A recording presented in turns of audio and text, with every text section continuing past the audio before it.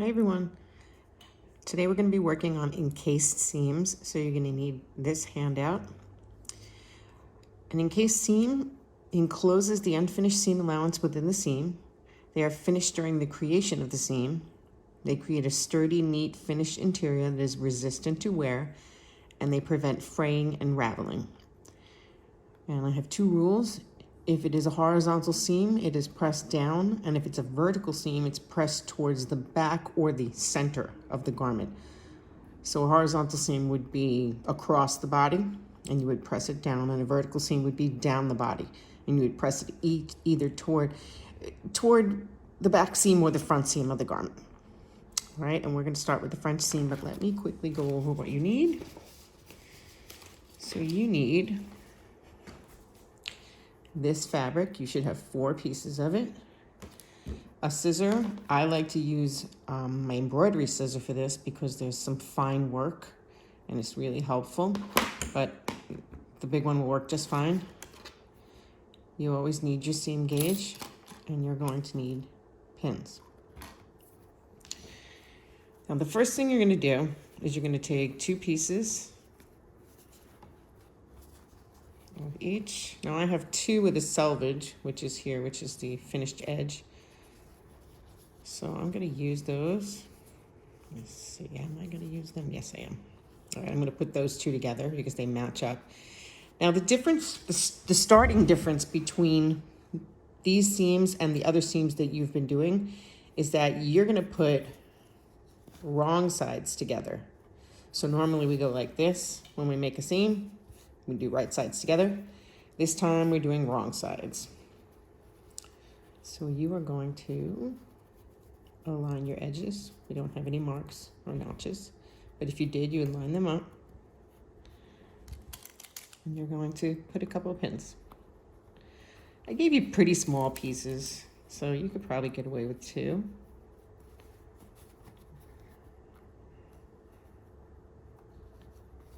Make sure that your pin heads are hanging off the edge of your fabric and everything is still aligned. So you're going to get, oh, actually I have 2 selvages. 2 more selvages. See this? This is a finished edge. It doesn't look like the rest of it. So I'm going to make sure I line those up together, and I'm not going to sew my seam on that finished edge. It's heavier and it will make your job harder.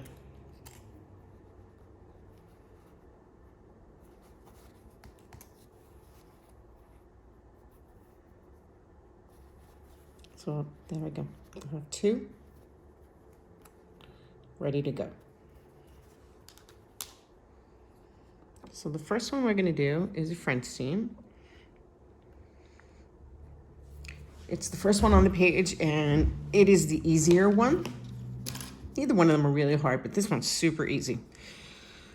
So for a French seam, again, another difference with the French seam is that we, instead of sewing our 5/8 seam, we're going to sew a 3/8 seam. So I know that on my machine, this first line right here, this first line here is 3/8. And my green, which I thought was 5/8 last time, is actually 4/8. And my blue, which had faded, I remarked. For some reason, my machine doesn't have numbers on it. Hopefully yours does. If it doesn't, what you're going to do is you're going to take your seam gauge and you're going to set it to 3/8. So each one of these little marks is an 1/8. 1, 2, 3. We're going to put the needle into the machine. You're going to press it up against the side, and it lines up perfectly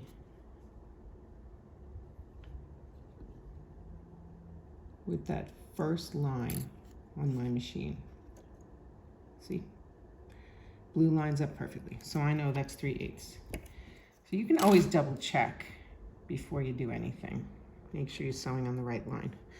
And I'm going to use my trusty painter's tape because I really think it makes things just so much easier. Okay, sewing a regular seam, meaning 2.5 millimeters, or conversion to 12 SPI, straight seam, straight stitch, back stitch, everything just like a regular seam, just a different size. Now, when I first put the needle in to the machine, I can take my pin out because now I'm holding the fabric in place using the needle. So I'm going to 1, 2, 3, 1, 2, 3, and I'm just going to follow here. So if you keep your finger there, it actually works really nice to help if you can't keep it straight. So between the painter's tape and between your finger, you should be able to get a straight line. And back stitch, forward, and done. Okay, so remember, pull long and cut close. I always have my scrap bowl so that I can just trim off the excess as I go.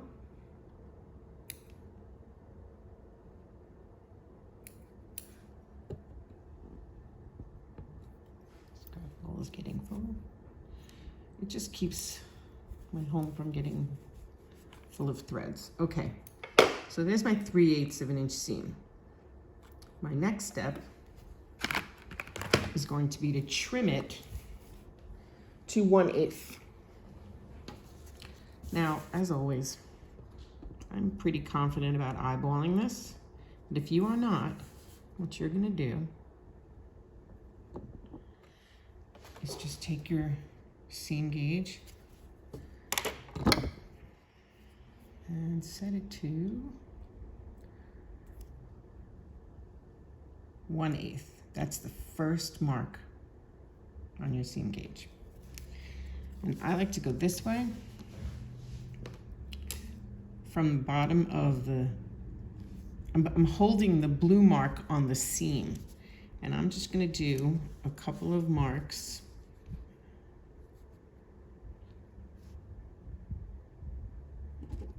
You can use anything to write with, because you're going to cut it off pretty much. And this is going to be inside anyway. It's going to get encased. And you only need a few marks, because the goal is not to cut along a complete line. The goal is to just have a guideline for when you cut.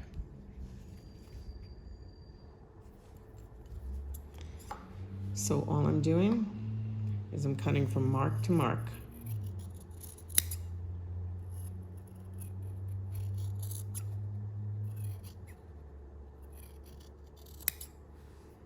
Okay, so now I have my 1/8 inch seam.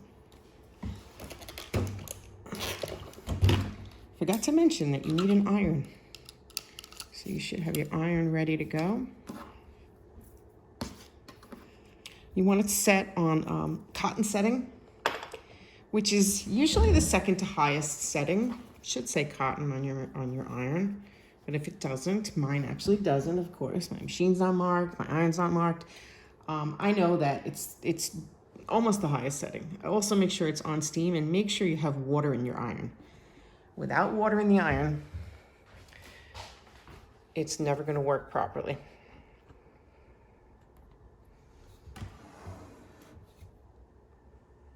So steam really helps you set everything. Okay, so here I go. Now I'm gonna be butterflying this teeny tiny little seam like we did on all the other, the 5 out of 6 seams that you sewed. Remember, that means you're gonna take this little seam and you're gonna open it up and you're gonna press it. You should always work with the ironing board. So I'm not gonna go this way and try and iron this way. I'm gonna work with my ironing board. I'm turning this way. And go.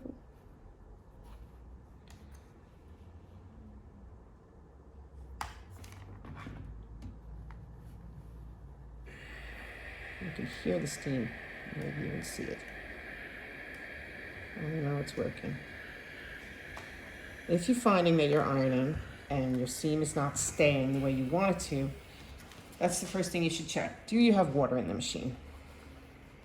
Okay, so I have it pressed open. I do want to make sure that on this side, I don't have any creases. I can see that I don't. This might be a tiny little crease here, but it's really not. You should be able to see your seam.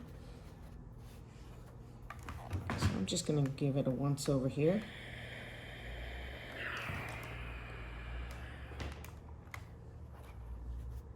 All right, and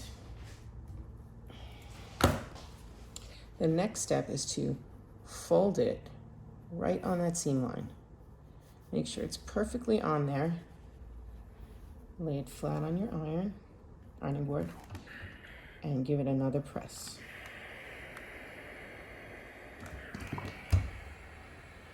Okay, so you should have your seam showing. I'm going to put a couple pins in just to keep it in place.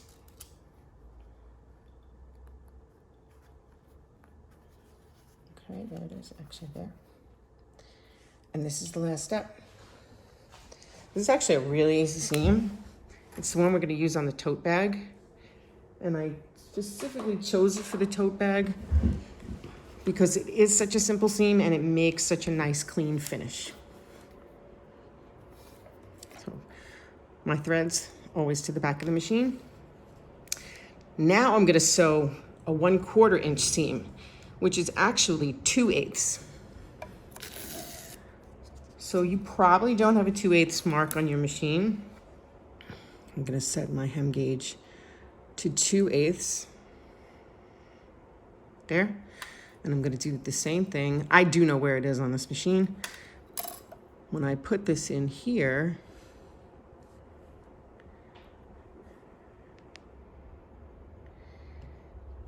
I don't know if you can see. Let me move it a little for you. You see the teeth, the moving teeth? That's your feed dog. It's pretty much the edge of the feed dog on my machine.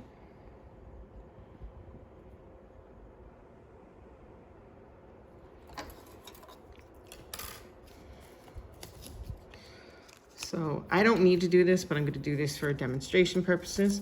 I'm going to take my tape and I'm going to place it. It's right at the edge of the opening of the feed dog. It can't hurt. It can always help. It's also, let me see, it's also pretty much the edge of your presser foot. So right along here, right here, if you follow that edge, that would be 1/4 inch or 2/8.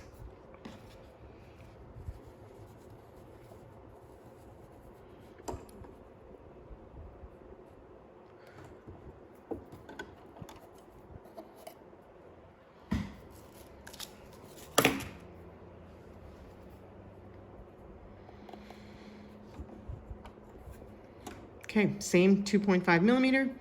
And we are always going to do a back stitch. The back stitch is the securing stitch. Remember, if you're sewing something, you don't want it to fall apart, so back stitch. And if you forget to back stitch, just go back in and do a little couple back and forths over the seam, and you'll kind of be able to fudge that.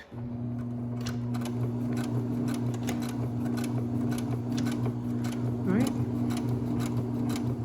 So following here, see if I keep my finger here and just keep it running. It's really helpful.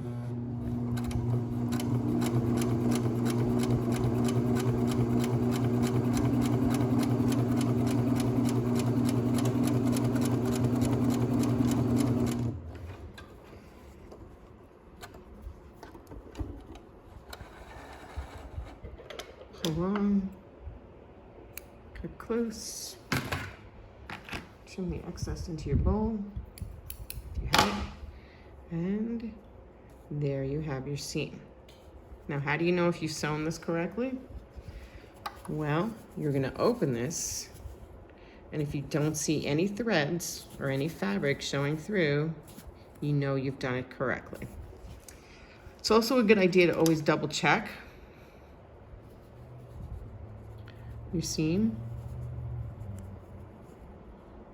So I have this set on 1/4 inch, and there it is, 1/4 inch. All right, so my last step is just to press it.